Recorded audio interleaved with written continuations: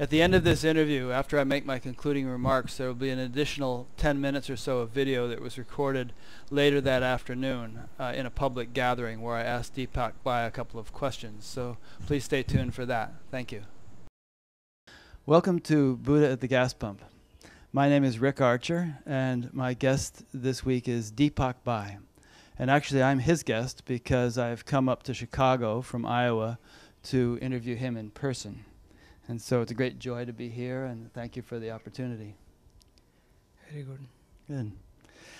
Now, I've been explaining to Deepakbhai before we started recording that the purpose of this show is to demonstrate to those who watch it that a lot of people these days are having spiritual awakenings, and it almost seems to be epidemic. More and more people all over the world. And it's taking many different expressions. It's not exclusive to any one group or path or teaching or anything else. But it seems to be becoming commonplace, and it's being facilitated, I think, by the internet, which enables people to see a discussion like this, which 50 years ago wouldn't have been possible. Now, Deepakbhai, of course, himself had a spiritual awakening many years ago at a very young age. And we're going to talk about that. And he is a teacher with quite a wide following, quite a high degree of popularity around the world and in India. And he teaches something called Gnan Vidhi, which he learned from his teacher, who was referred to as Dada Bhagwan. So I thought maybe we could start, if you like, by just talking a little bit about what Gnan Vidhi is. And then we'll take it from there. Gnan Vidhi means getting awareness of pure soul. And Dada Bhagwan means he's a spiritual person. He got realization in 1958. And he himself searching that who is the God, where is the God, what is the true address of God, how the karma is building up, how he can come out from the whole karma cycle, and what is ultimate salvation.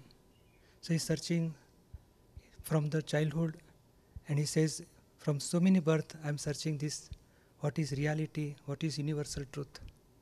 And he got, in 1958, a realization of what is universal truth.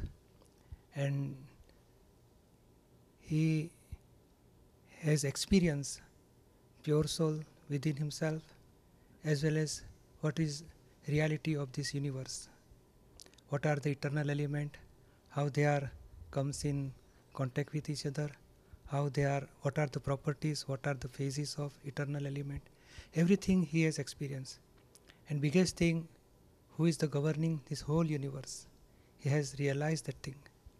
And he has passed this knowledge to his disciples or say followers. And Dr. Niruma Amin, Niruma we called, she got 1968 self-realization from Dada Bhagwan. And I got this knowledge of self-realization in 1971. One thing I want to clear that Dada Bhagwan means himself body is not Dada Bhagwan. He says this body has given name A.M. Patel, Ambalal M. Patel. And inside pure soul, absolute pure soul is a Dada Bhagwan. And he himself says, I am a Gnani, self-realized person, Gnani Purush. So like that, 3 division he has experienced. And Bhagavan means God, right? Yes. And Dada means what, father? Or? Yeah, a grandfather. Grandfather. Right, and so he's saying, obviously this body is named Patel and grew up in Gujarat and so on, but it is within that, the Bhagavan quality is awakened. Absolute pure soul, is a God. And he's aware of that, he was aware of that, right.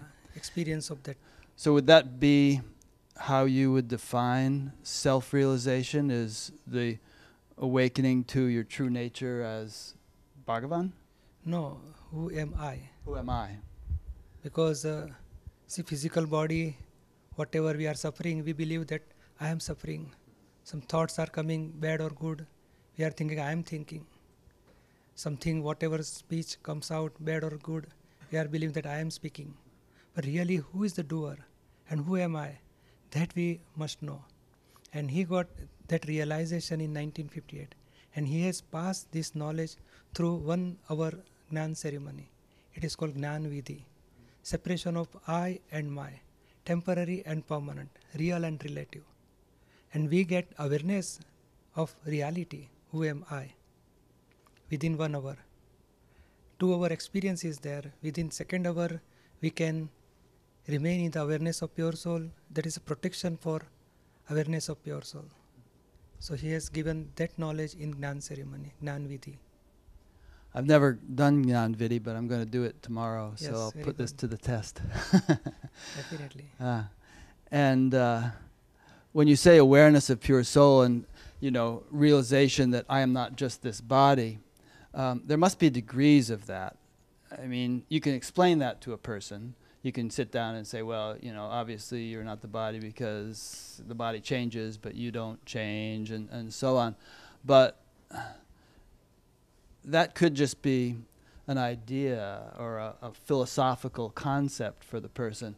And I think what you're talking about is more a real experience, not just a concept, right? Yes, correct. Experience means he has realized in such a way that there are so many questions in this world. We must get answer for that. Why this is happening, to whom it is happening, who am I, how this governing, everything, so many doubts about spirituality. And he got answer for that spirituality. And we are also getting such knowledge. We have our mind, not a single question in mind remain pending. We can get ultimate solution for each and every question. Even simple practical questions, Yes, like definitely. should I study chemistry or should I study biology? You're saying that if you have this Gnan Vidhi, then there's kind of an inner intuition which guides you which way to go? In spirituality, we must know permanency. What is permanent and what is temporary. So when we experience permanent thing, then we don't have suffering of any temporary thing. Just like a child, he feels my doll is broken, so he feels sorry for that, he feels sad for that. But once he grow up, he understands that this is temporary and this is just for playing, doll is playing for that. So after growing up, he understands that there should not be any worry for if doll is breaking or whatever happens. Like that, worldly things, somebody dies, somebody breaking, somebody lost money, still he feels that I am losing money, I lost my person, I have some disease. So at that time we feel oneness with body, and that part gives suffering, worries, tension, stress.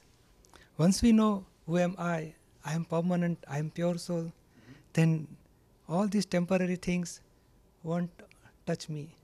It won't give me bad effect. I can remain aloof from that. I can remain separate from that. And I can remain in my inner bliss.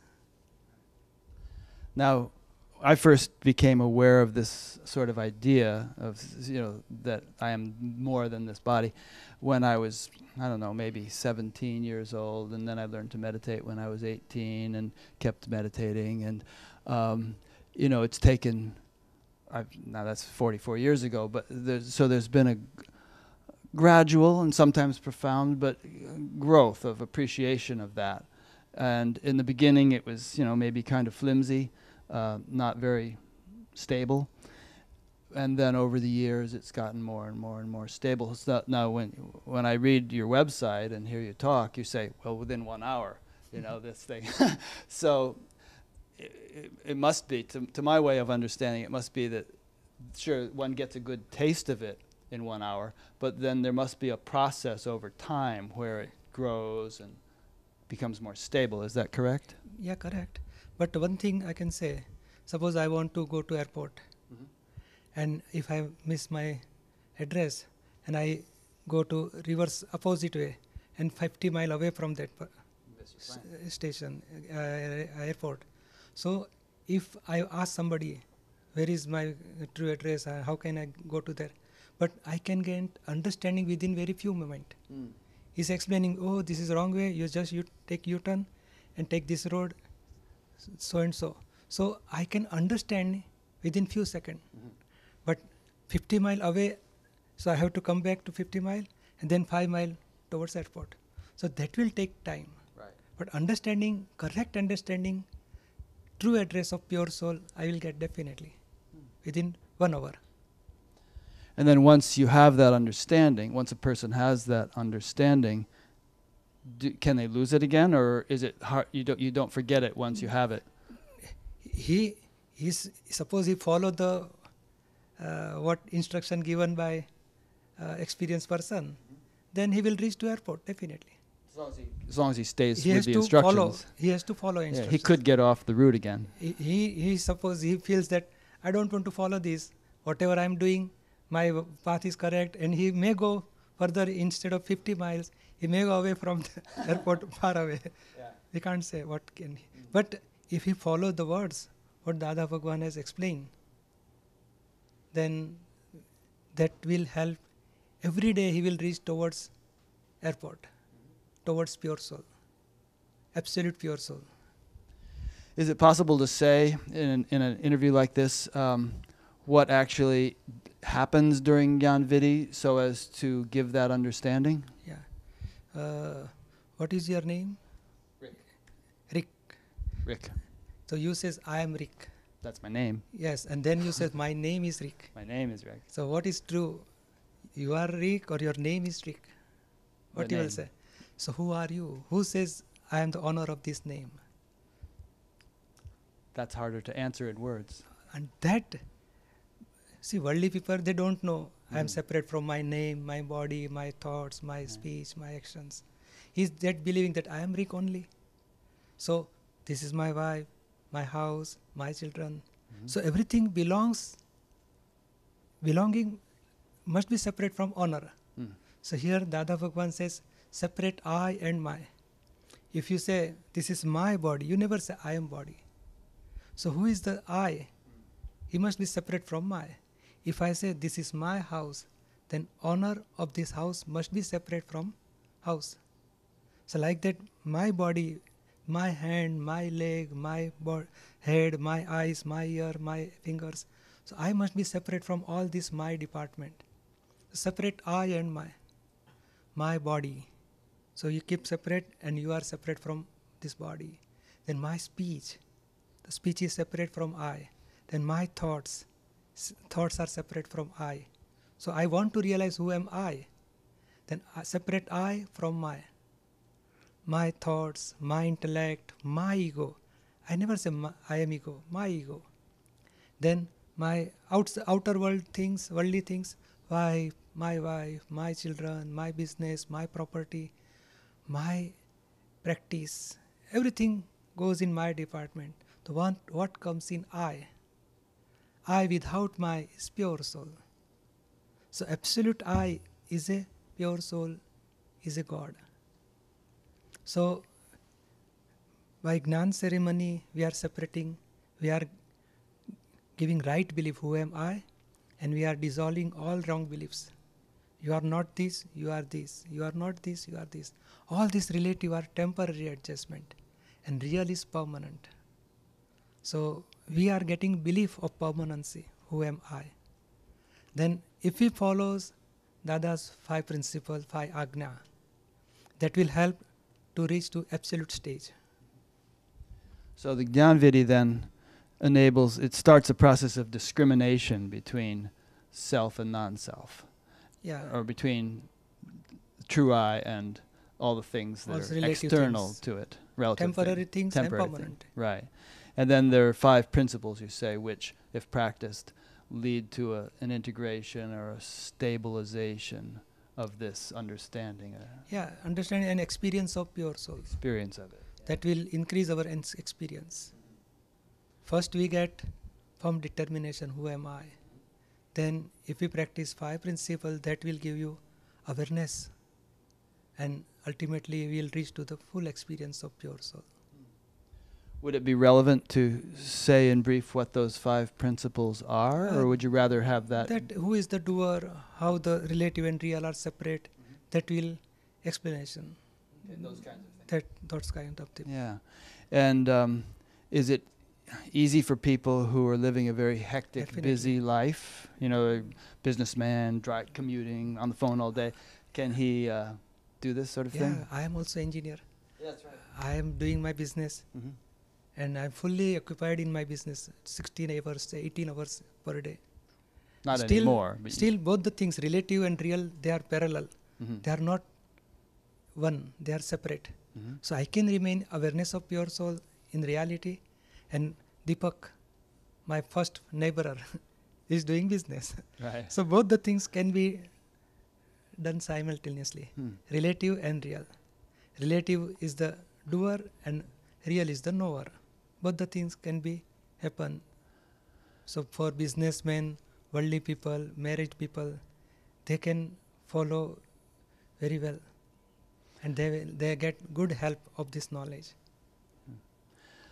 Now, some people might take to it more successfully than others. I'm suggesting, just as maybe some people are better golfers or baseball players or piano players. They have certain aptitudes. I mean, you yourself were an ardent spiritual seeker from a young age, and you met a great master at a young age, and you really dedicated yourself to this much more fully. Is there some measure, is the degree of success based upon aptitude in any way, or one's effort, how much effort one puts into it, or how qualified a person is? Or is it pretty much universally successful? No, but he must have interest. Interest. He's a seeker. Yeah. I want to know reality. Mm-hmm. It's enough for us.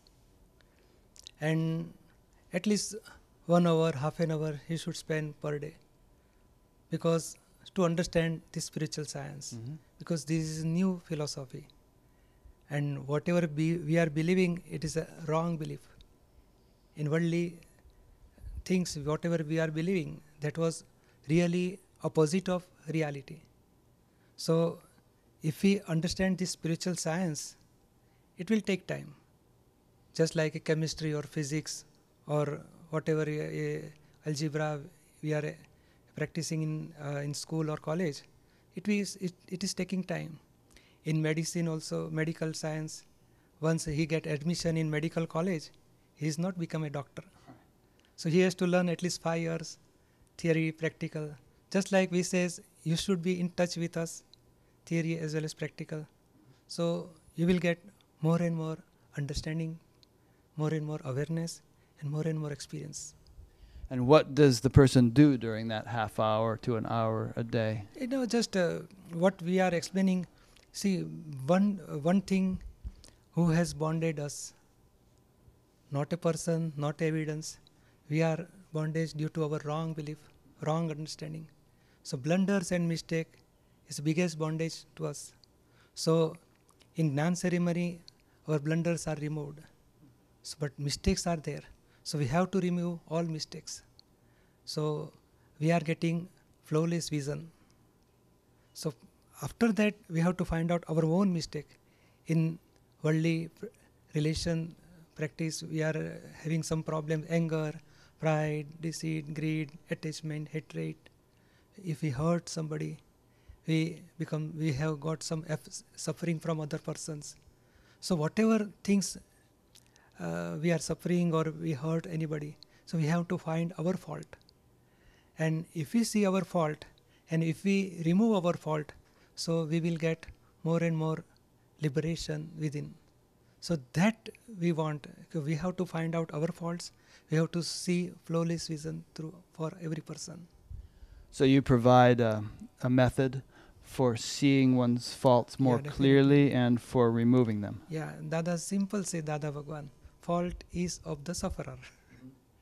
Who is suffering? So if you can discriminate between the sufferer and Knower. And the knower, then the faults begin to We evaporate. can visualize our faults, and that is helping to come out from our faults.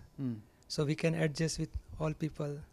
We can adjust with the circumstantial evidences, and we should not see any fault of other person. Whenever something happened bad to us, or something somebody may insult, somebody may cheat us.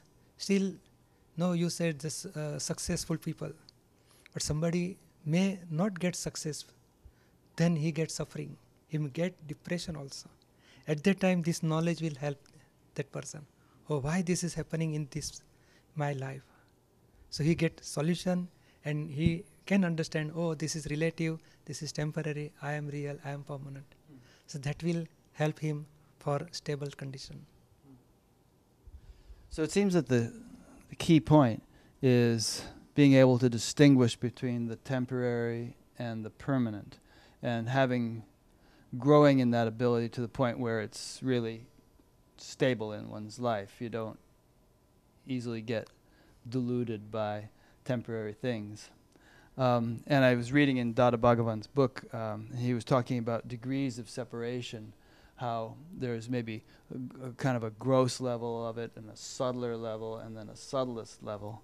And maybe we could talk about that a little bit. It seems like, it's not like instantly complete realization of separation, but there must be layer after layer after layer of maybe you would say wrong belief or wrong understanding, or perhaps even there's sort of a physiological component to it in the nervous system. They talk of some skaras, and deep impressions that bind us. Am I kind of going along the right lines here? Is there a progression from gross to subtle to subtlest? Yeah, simple. We can say there are 3 stages: from determination, then awareness, and experience. So initially we get who am I, right belief.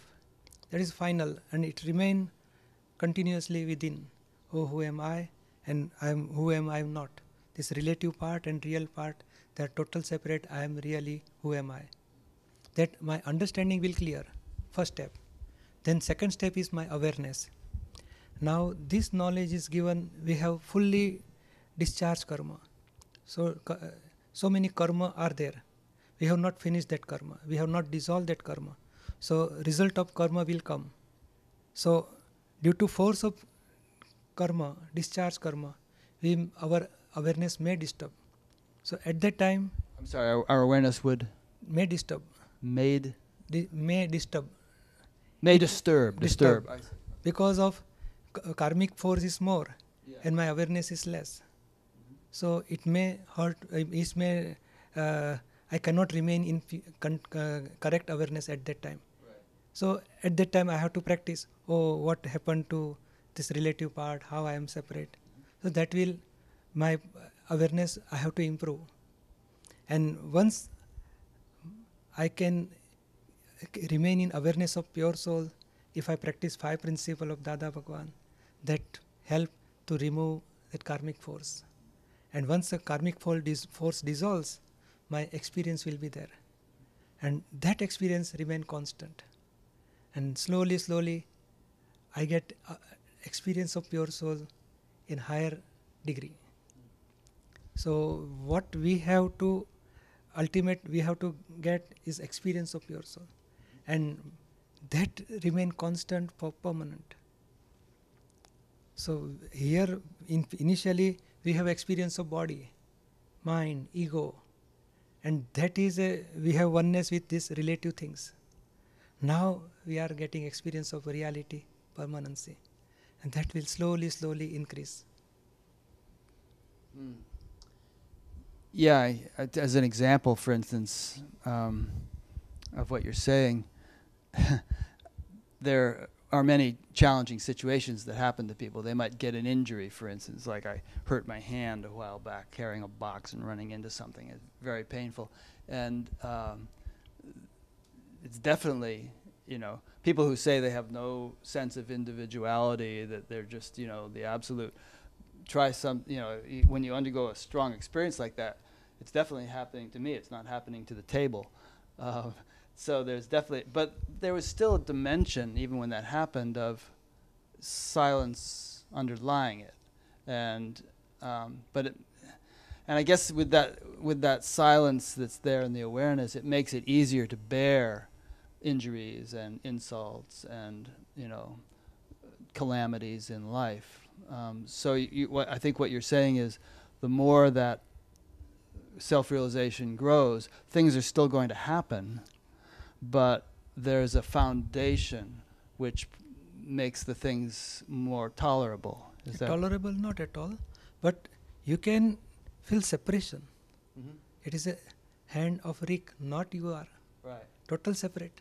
But somehow Rick is experiencing the pain. yeah, There's a sense of he Rick is will experiencing experience, this pain, you know? But he will experience. Right. But I know he is experiencing. Mm-hmm. So just like you are experiencing and separate from you. Right. So like that, this body has some effect of pain. So ego will suffer that pain. And I am separate from this ego. Mm. So I can also keep awareness, oh, ego is suffering. And he has made mistake in past. So he has got this suffering. And this is a result of my past karma. And this suffering finish. So ego also dissolves and suffering also go away. And I can remain in awareness of pure soul. Mm-hmm. So my experience of pure soul will increase. Because pure soul has a property of bliss, infinite bliss. So he is just like a ice block. If we heat something, we give hot thing, ice never becomes hot. It will cool. That hot thing will become cool. Right. Because ice is also has a property. It remain cool all the time. Mm-hmm. So just like pure soul is the infinite bliss, it has property. So whatever suffering due to ego, due to wrong belief, we have charged karma. And that when karma gets discharged, that will give suffering of the pain. So we have to finish that pain by keeping awareness of pure soul. We have to finish our karma. I had a teacher who used to shock interviewers by saying, Christ never suffered. And he wasn't disputing that Christ was crucified. He was just saying in his status, he was beyond suffering. The body was suffering, obviously, but not. No, but there are three parts. One is body, one is ego, and one is pure soul. Mm-hmm. So body has pain, and ego is sufferer of that pain. Mm-hmm. So, and beyond ego, beyond body, pure soul is there, and it has no suffering at all. So if we keep awareness of pure soul, oh, I am pure soul, then we are not going to suffer pain of ego as well as pain of the body. Yeah. I mean, I think of situations, extreme situations like that of Christ or whatever, and I think, well, it's one thing to, have this understanding, I am pure soul, I am beyond suffering, but what if it were put to an extreme test like that, would it really be able to be lived, or would that understanding just go out the window and one is completely overshadowed by the intensity? Still in this Gnan Vidhi, we are getting right belief. So that will never go. At the time of death also, this never go. So such a good heavy pain or whatever happened, some accident is like, still he got this awareness. Oh, I am pure soul, and this is not with me, this is with body. So many people has experienced such things in car accident. Right. Still he got this awareness. He remained in that stage. At one point in Dada Bhagwan's book, he was saying that he had no intellect, no ego. And so you were saying the three things, the body, the ego, the pure soul. Does there come a time in the course of one's development where there is no ego whatsoever and even no intellect? Or do these things remain as faculties, just like our senses and our... No, he has ego, but discharge ego is there. And that means what? Discharge ego. So he just gives effect of karma and it will dissolve. Mm-hmm. So 4 degree of discharge ego is there. 4 degree. He says 356 degree I got realization of pure soul, experience of pure soul. But still 4 degree remain. He has to reach that stage. Ultimate stage, Lord Simantar Swami, Lord Mahavir reaches to 360 degree. So he says, I have 4 degree less than Lord Simantar Swami. And the Lord Simandar Swami. Samandar Swami that you're referring to, he was a human being or? Yeah, human being, but he reached to the full stage of absolute stage of pure soul. Absolute knowledge, Keval Gnan. I once heard the phrase Lesha Vidya, some faint remains of ignorance, and that it was said that if you're going to be alive and functioning as a human being, there has to be a little bit, 4%, there has to be a little faint remains, or you wouldn't really be able to function in the world. But it sounds like you're saying you can get rid of that, even that 4%. 4% means 4 degree. But he has, because he's giving spiritual talks, he's wearing clothes, he's staying in house, so that relative part is there, and his biggest intents that let the worldly people get knowledge of the salvation. So his life is total dedicated for world salvation, and for that he was not. He says my 4%, what 4 degrees remain, that is due to world salvation, not for my own interests.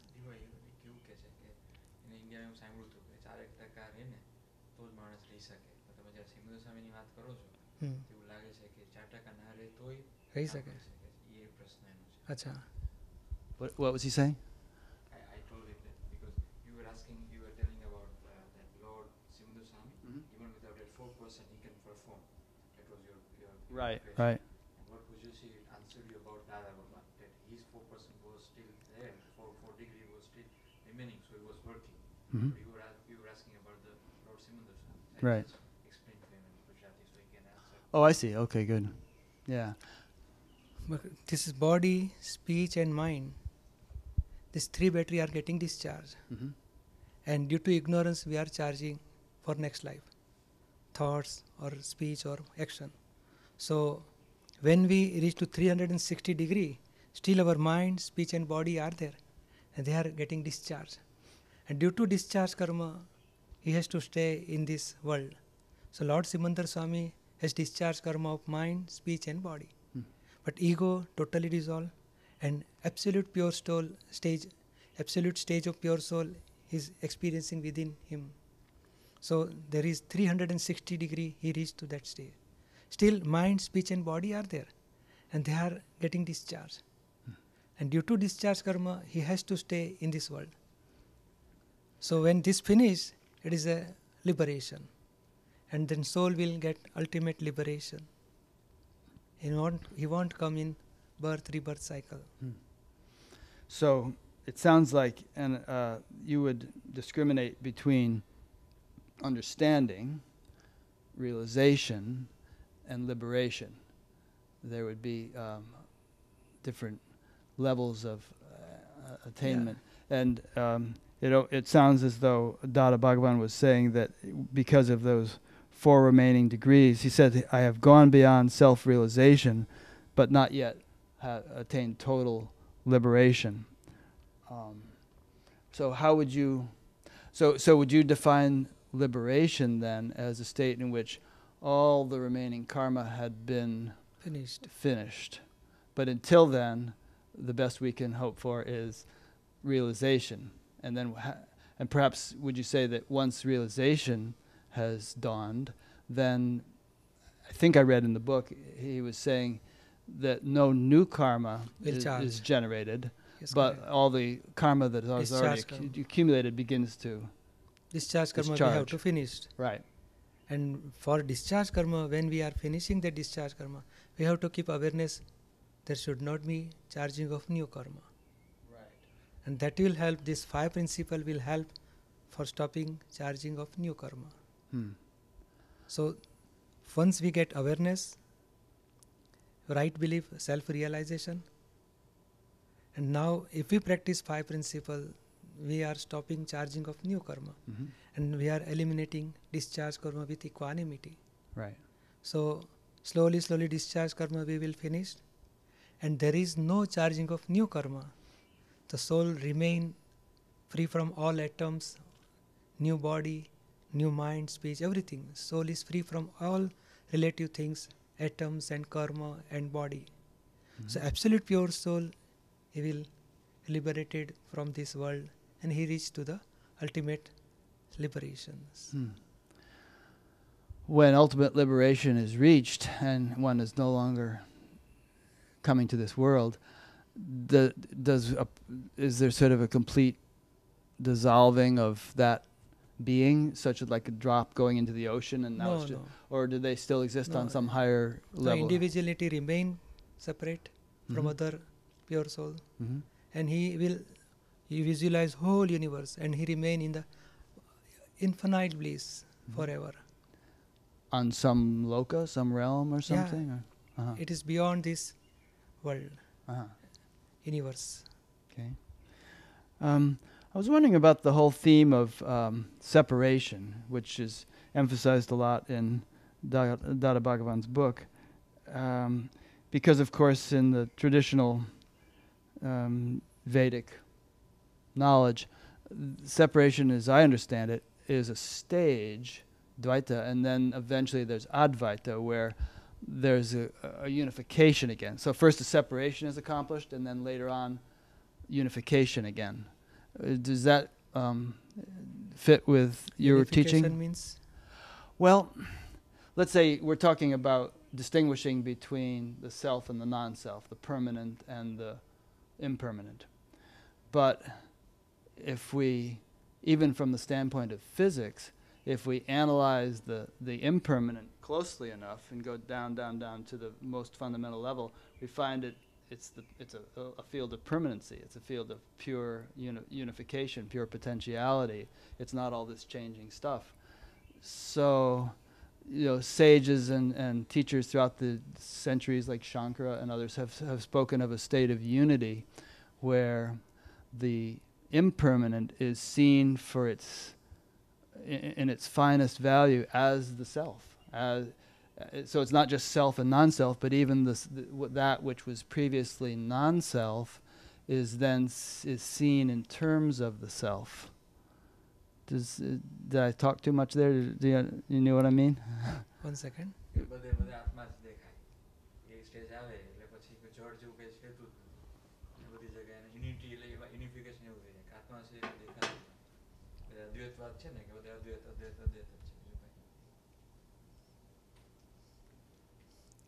But really, Lord Mahavir, Lord Krishna, he has given so much speech, just like a Bhagavad Gita. So he has explained everything, non-self as well as self. So when he reached to the full stage, he sees permanency, but he can see temporary also. So when people ask them, like Arjun, he has asked so many questions. Lord Krishna has given answer for that. So when he reached to the full stage, he has knowledge of permanent element also, as well as temporary things also, phases of the element. So he has knowledge of all the things. Not only he will say everything is a pure soul, everything is a absolute pure soul. Not like that. He can visualize both the things, temporary as well as permanent. Pure soul and phases of the soul, phases of the non-self also. And what is the permanent thing in non-self. So everything he can visualize, he can see. In other words, he ultimately comes to see the permanent in the impermanent. No, permanent and phases of the, see, when eternal element is such that it has permanent matter, permanent properties, and temporary phases, when it is called as an eternal element. So all the element has property and matter is permanent and phases are temporary.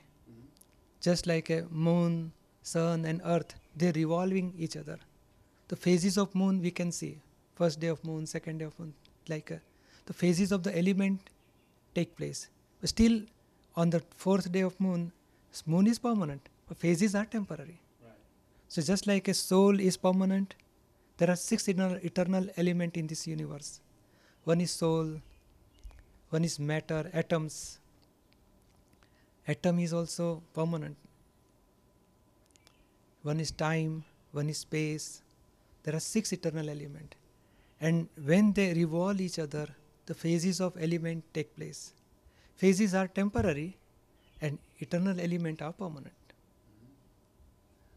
So when he reached the full stage, he knows the all phases of the eternal element and eternal element as a permanent. Okay, I want to pursue this a little bit more because this is interesting.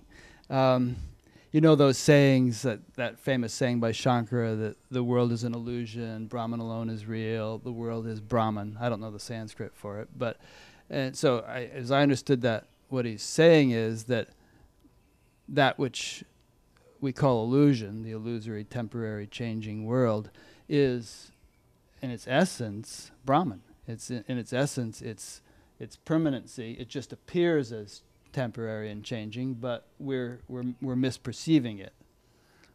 Dada Bhagwan simply says that soul is permanent and world is relative correct and soul is real correct. It's not like a total illusion. Because we are doing job, so we have expectations. I must get my salary. It's not like illusion. Right. You better take it seriously. Illusion, then there is no job, no Right. salary. But Get hungry. And my wife, my children, everything is there. So it is relative correct. Yeah. Dada simply says the world is relative correct and soul is real correct.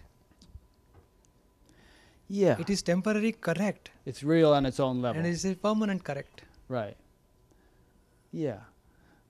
So For time being, it is correct. Mm-hmm. My wife, I have taken divorce, so now my relation is broken. But when he marry, he has a wife, so it is a real, not really real, but it is a relative. But for sometimes, say few years, it is correct. Yeah, it's real in its own not way. Illusion. She is not wife. So it is not illusion.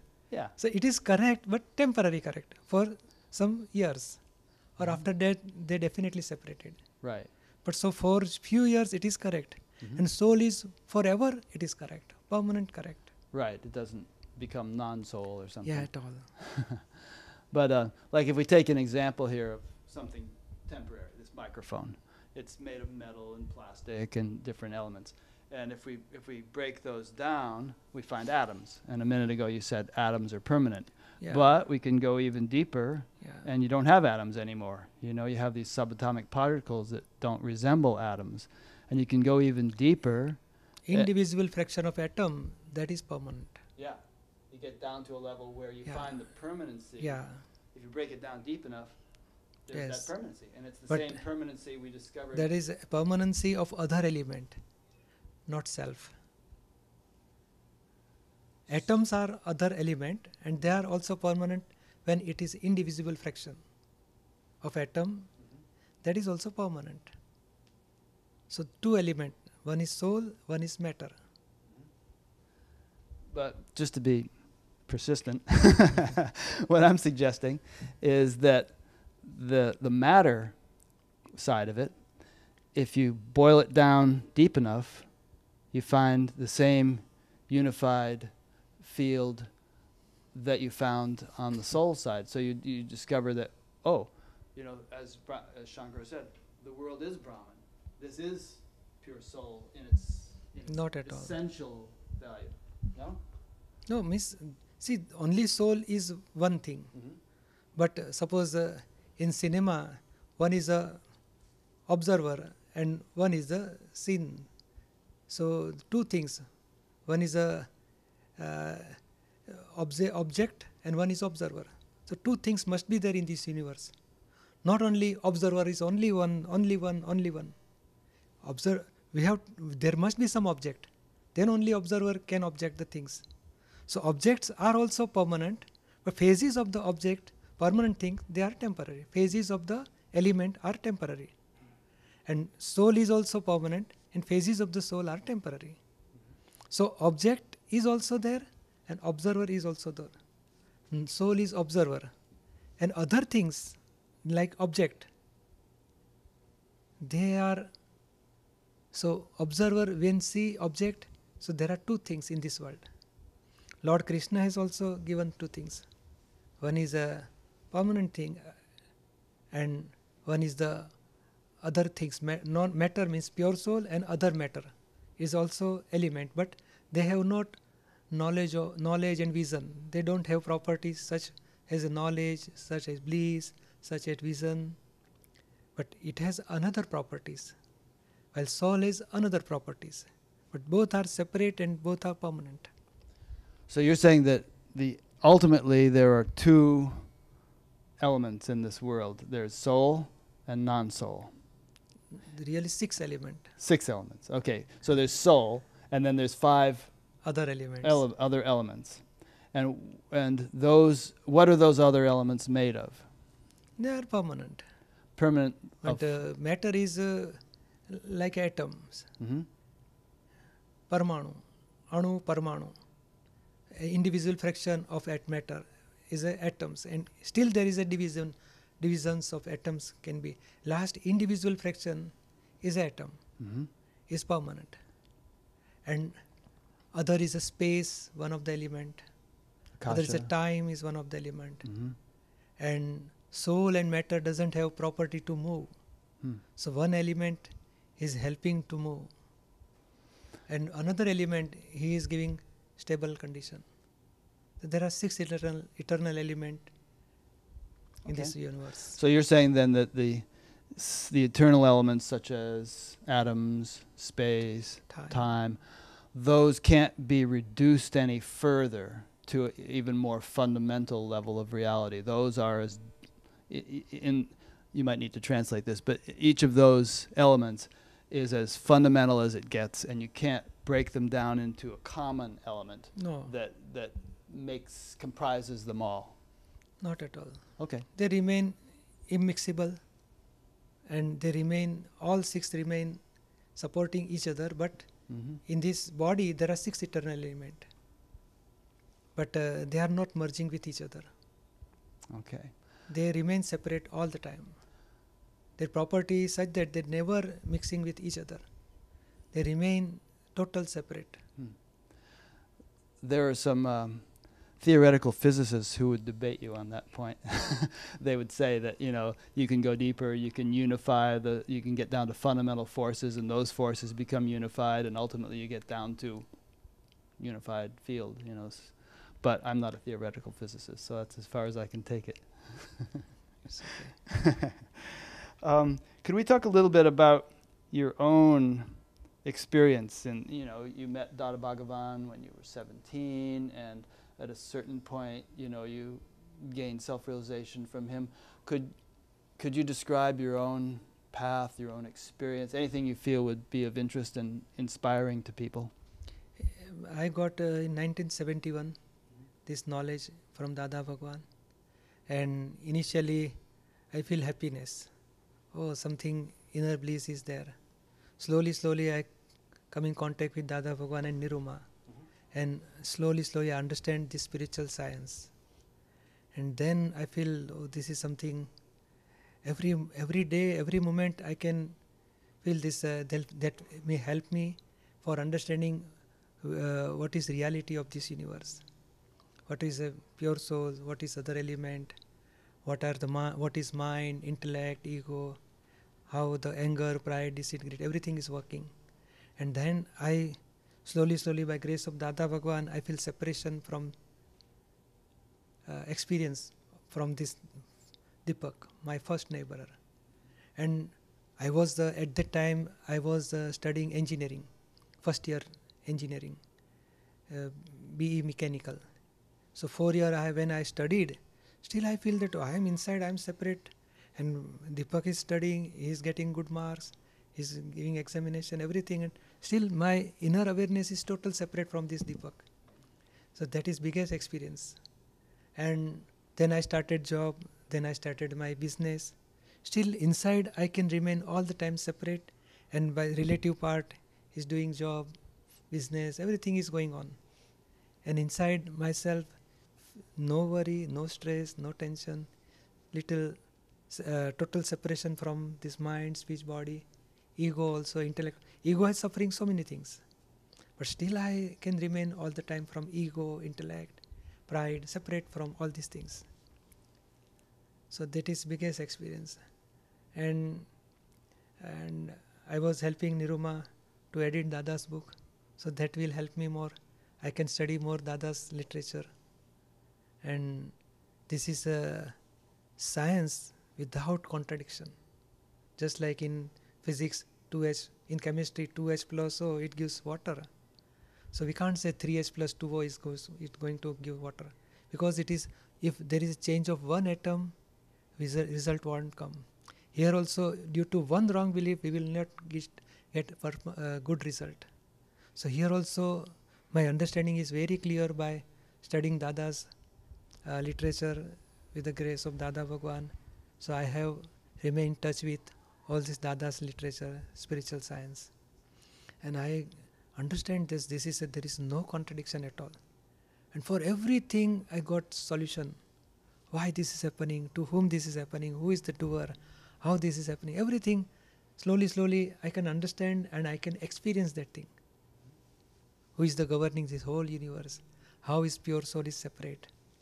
Why these thoughts, good or bad, are coming? How the intellect is working? How the ego is working? How the anger, pride, deceit working? So I can understand by grace of Dada Bhagwan. And that is biggest experience for me. And I can remain separate from anger, pride, deceit, greed, thoughts, everything, bad or good, negativity. That is experience. You say slowly. Were there any breakthrough moments where it was a big shift, or was it always no, slowly, bit at a time? No, slowly, my progress is there. Mm-hmm. Some problem arise in mind or intellect or ego, then I will get solution from Dada's knowledge, and that will give me happiness, and my experience will increase. So like that, when worldly problem comes in my business also, in my house, my father, mother, brother, sister, you have some disadjustment. At that time, this knowledge will help me to solve my worldly problem. And that will help me to day-to-day life. I can solve my worldly problem, and I can remain in awareness of pure soul. Without anger or without pride or without greed or deceit, attachment, hatred, there will not be such thing happen, but I can dissolve that things, anger, pride, everything. Sometimes people report kind of dramatic awakenings, like for instance Buddha under the Bodhi tree is the most famous example. He sat there and finally there was this big breakthrough and he was enlightened. And even regular people these days sometimes have these major shifts. They feel like it's a night and day difference all of a sudden, and then there's no going back. Were there milestones like that in your own progress where instead of just a little bit each day, there was a big change? And big change on the same day of Gnan ceremony. The very beginning. And then it begins. Biggest change. Very first day. First day. And then slowly this covering will go away, and I will experience more and more about my permanency. I mentioned in the beginning that it seems that these days a lot of people are reporting spiritual awakenings, and maybe there's some similarities between what they're reporting and probably differences. And some of them, if you would say, are you self-realized? They would say, yes, I'm self-realized. I had a spiritual awakening. But would you agree with that? Or do you feel like self-realization is becoming somewhat commonplace these days? Or is it a very rare thing and you're not really going to find it too many places? No, but suppose, see, if somebody says, I am having $1 million, but when he spends something, he want to purchase, then he will say, I don't have money. He's just saying it. Yeah, it is believing that I am having multi-million person. But when he want to purchase something, he want to purchase car, so he don't have money. When he withdraw from bank, the bank will say nothing is there. Right. So we have to take as an experiment, and we have to on trial we have to study. Whatever I am feeling, whatever I am experiencing is correct or not. So every moment we have to study it. Whatever I see, Dada says that when I study myself, I always doubt whatever I believe is always under doubt. What is true? I want to know true, universal truth. And whatever I believe, it may not be universal truth. So again and again he was doubting about his own belief. And slowly he got ultimate knowledge. So just like whatever I studies from Dada's knowledge, still something happened, I will apply my knowledge. And if I get result, then I will understand, oh, my understanding is correct. And if I get bliss, then I will understand my understanding is correct and I am on right progress. And if I feel something unhappiness or some anger or depression or insult, if I feel that, then I will apply knowledge again and again. So when experience of pure soul is there, self-realization is really he got, then he has to taste how I am getting the result.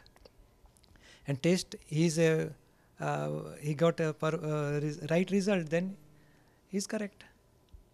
Suppose somebody says, my house is fully lighted, and if I fall down on chair or table, or so the light is not there.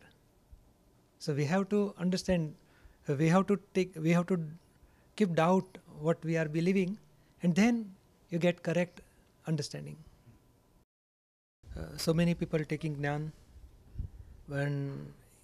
and before that anger is there or pride is there, some conflict between relatives, in worldly, in business also some problem. So at that time he applies this knowledge and he see his own fault. So biggest positive in this Dada's knowledge, we can see our own fault, anger or pride or deceit or greed. So we are seeing our own fault. When we see fault of other person, our conflict will increase. And when we see our own fault, our conflict is decrease and dissolves. So after self-realization, one who says, I got self-realization, so biggest part is we have to see our own faults. And we have to see worldly as a flawless vision, not a fault of any other person. Whatever bad thing happens or good thing happens, or some problems arise between some people, but we have to see as everybody, there should not be of any fault of any person. Flawless vision all the time. That is biggest positive of is a result of self-realization. So you're saying that if self-realization is genuine, then there are symptoms of it, such as not seeing faults in others, and not being prone to anger and greed and things like that. Yeah. That can be dissolved by this understanding. Yeah. I heard a funny story last night from Alicia. She was telling me this story that apparently at some gathering, not one of your gatherings, just some gathering, there were it was some spiritual group, and there two guys got there early and saved seats in the front row so they could have a good seat. And then they went back and they're going to get some refreshments or something, and one fellow said, are you going to get some coffee? And the other guy said, there's no one here to decide, And then they went back up to the front because the thing was going to start, and someone had taken their seats, and the guy who had said there was no one here to decide said, hey, wait a minute, you're in my seat. So Dada says that when he got self-realization in 1958, he says, I totally disconnected from this mind, speech and body. Still, mind, speech and body are working. But he has not ownership of mind, speech and body. Right. He never says, I am speaking, I am thinking, I am doing. He says, my doership is totally dissolved and totally separate. No ego, means no doership. So who controls the mind, speech and body? If one is not the doer, who or what is the doer? Yeah, this is biggest question.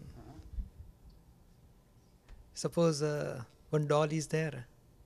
Doll. Yeah, doll. And we are putting 3 cells means batteries? No, batteries. Batteries, yeah. So when we start that, so doll will walk. I'm hungry. I'm sleepy. So she will talk. But when cell get discharged, battery get discharged, it will fall down. Right.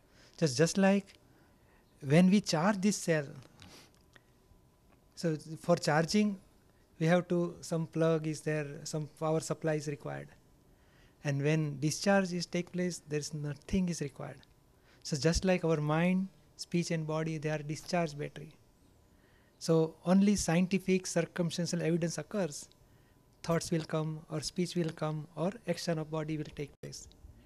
But it doesn't require any doer. For charging new battery, doer is required.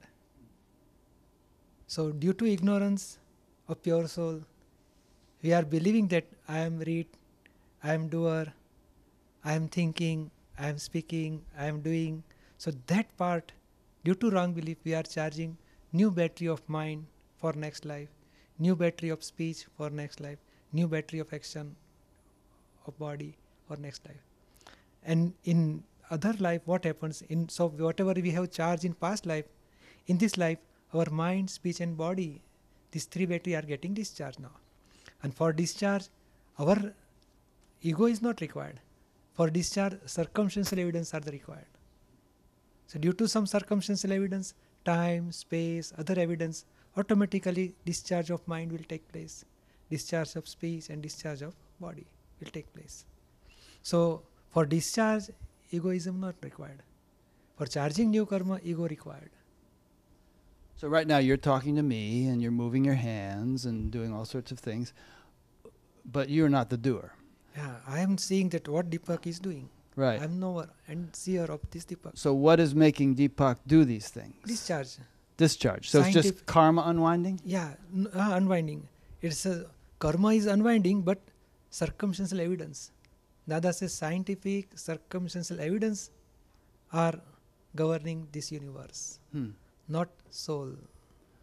So the soul is just an uninvolved witness. Yes. And everything we're doing and saying and thinking, all that is just discharging karma. Or if we don't take the soul to be detached witness, then we're charging up new karma. No, due to ignorance of pure soul, and we are believing that I am doer of this thoughts or speech or action. Then and we generate new karma. And we will charge new karma. Mm-hmm. Some teachers say that when the soul is really realized, fully, then it's 24 hours a day. Even when the body is asleep, inner awareness remains. Yes, correct. Correct. It is possible. Yeah. In higher stage, both the things, body has got sleep and inner awareness remain as it is. Is that your experience? Yeah, I have got this. So due to wrong belief that we are believing that I am sleeping, that wrong belief go away. Right. And I am not sleeping, and who is sleeping I know. And myself I know who is I, who am I. So the body may be snoring, but inner awareness of self is... remain separate. Yeah. Good. It might be a good place to end, but let me just see if there's anything in my notes. Here's one little final point, perhaps, and I think I've covered all the other ones, and that is, do you feel that awakening can happen without a teacher, or is a teacher absolutely essential?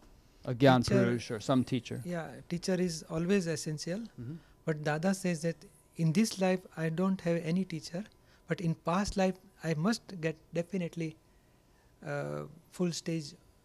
He achieved in spirituality as a full stage. He must be teacher in my past life. And then I got this realization in this life. And so if a person thinks in this life, I can do it without a teacher, maybe they should find one. Yeah, it is very difficult. Yeah. Suppose somebody says, one small boy, I don't want any teacher, I will learn 1, 2, 3, ABCD, mathematics, physics, chemistry. Without teacher, it is possible. Experienced person required always. In medical also, when he finishes his medical study, 3 years he has to take intensive under experienced doctor. So without experienced person, one cannot reach to that stage. Right. And in the case of spirituality, is it more what the teacher says, or is the real influence sort of a subtle transmission that's taking place, and that's what really awakens the people. So, guys, yeah? Like darshan. Grace. Yeah. Kind of a Grace થી થાય ወይ બોલવાથી No, grace. By grace of spiritual teacher, he can got knowledge as well as experience. But his humbleness required. Oh, I want to learn what is reality. I want to study. I want to reach what you experience. I want to study that things. So from his side, his requirement is there, demand and supply. And grace of spiritual teacher, he will learn more. Yeah, they say the teacher is like a big reservoir, but the student has to bring a pipe and put it up to the reservoir, you know. And if he just puts a little drinking straw, then there's not going to be much flow. But if he puts a big pipe, you know, meaning great willingness and sincerity. Here is the ego is there. Yeah. It's the biggest obstruction. If I say, oh, I know something, I know everything, then ego is higher. He won't absorb more knowledge. Less the ego, he will get more knowledge. Ego is always obstruction. I know nothing about soul. That ego helps. Amma, the hugging saint, who's coming to here this area soon, she always says we should always have the attitude of a beginner. Yeah, just a student. Right. I'm also myself. After so many years, I got 71 this knowledge. Still every day I feel, oh, I'm student, I'm learning this Dada science. Every day I'm thinking that towards this side. I know whatever I'm knowing, still I want to know further. Beautiful. Good. I think that's a good place for us to conclude. So let me make a few concluding remarks. First of all, thank you very much for this opportunity. It's really been a pleasure sitting with you and having this conversation. It's a great blessing for me. And to those who have been listening or watching, you've been listening or watching an interview with Deepakbhai, who is based in the Gujarat area in India, but travels all over the world and has a website where you can find out more about him and his teachings. I'll be linking to that website from mine, and mine is batgap.com, BATGAP. And there also on batgap.com you will find other interviews that I have been doing and will do. You can subscribe to an email newsletter to be notified of new ones. And if you're watching this on YouTube, you can subscribe to the YouTube channel to be notified of new ones every time one is posted, which is about one a week. So thank you all for listening and watching. Thank you again, Deepakbhai. Yeah. And it's been a pleasure. Jai Sachidanand. Jai Satchidananda. I had the honor of interviewing Deepakbhai this morning, and I had a follow-up question or two. In your introduction this afternoon, you said, if I understood you correctly, that it's important to have a clear understanding of the goal when you embark on the path.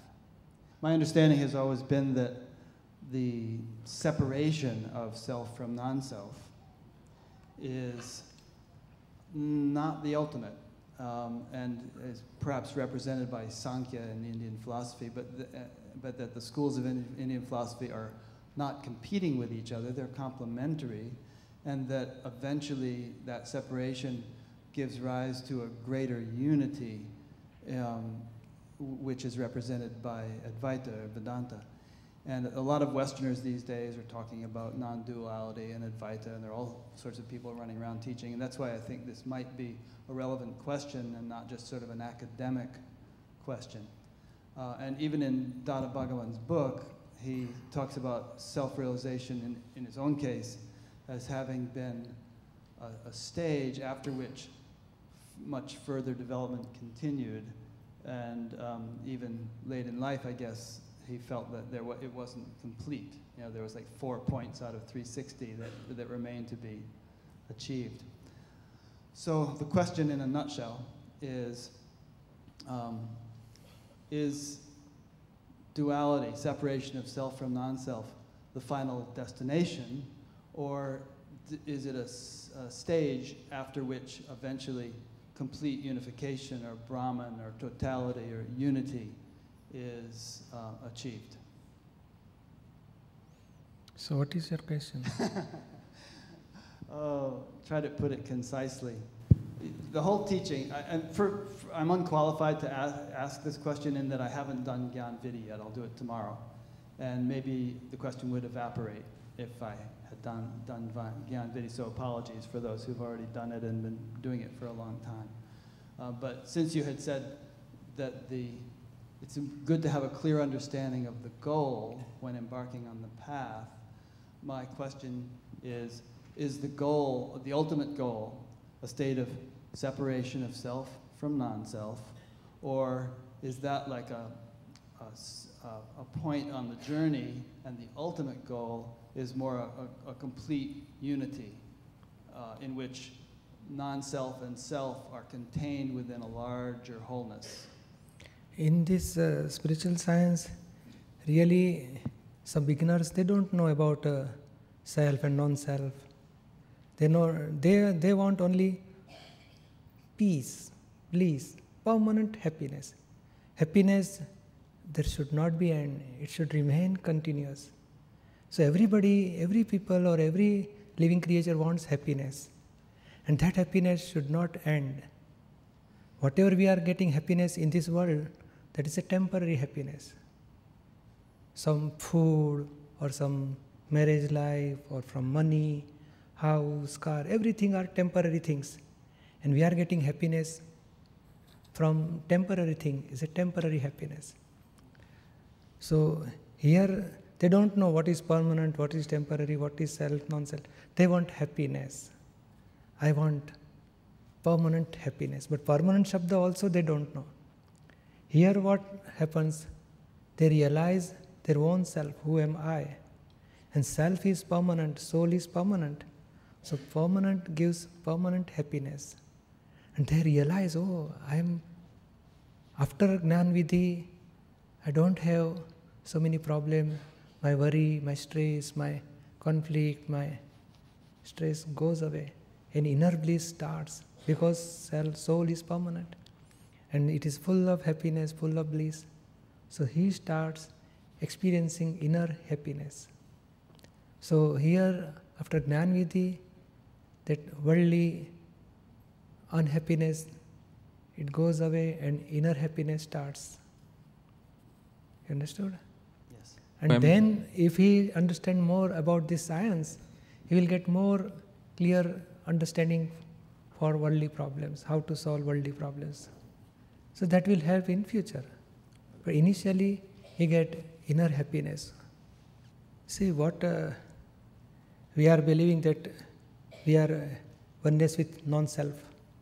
All this relative part, we are merged with relatively part.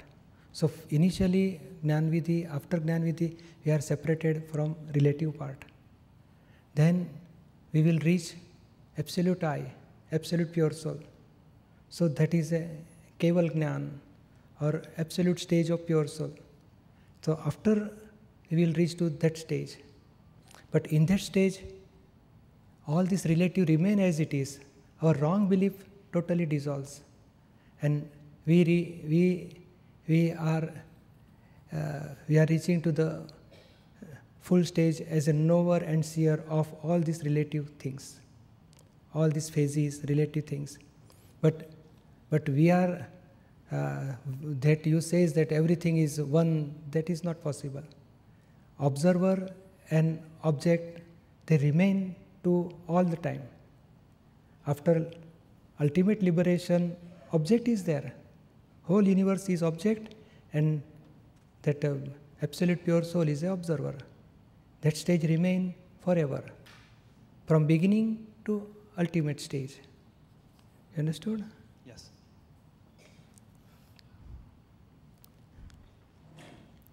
Is there any question? Again, it's premature because I haven't done Gnan Vidhi, but my experience and understanding is that there are many, many layers of attachment. It goes deeper and deeper layers of identification. And I think you answered it very well this morning when you said that with Gnan Vidhi, there's a self-realization, and then the karmas just begin to dissolve, and that may take a long time. Discharge karma, we have to finish. Right. It will take time. And I guess, I guess maybe a good question would be, are there deeper and deeper karmas? Does it start with the sort of small ones and then get down to more heavy karmas that are more kind of deeply rooted? So, guys,